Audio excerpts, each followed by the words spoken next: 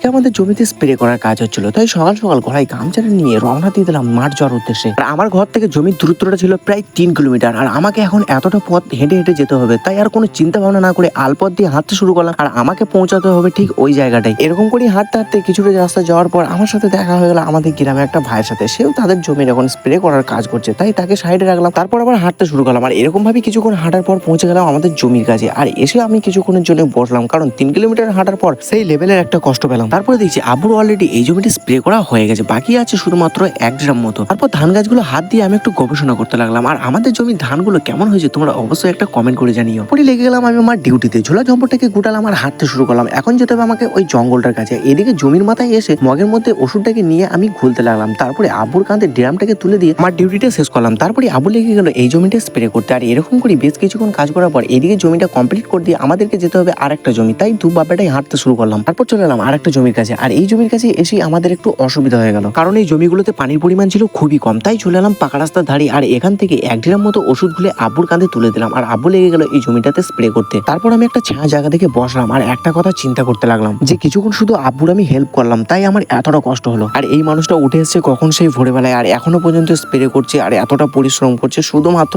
আমাদেরকে খুশি রাখার জন্য। এটা দেখার পর আমি একটা কথা ভাবতে লাগলাম, কোনোদিন কি আমি পারবো আমার আব্বুর মতো এরকম ভাবে পরিশ্রম করতে?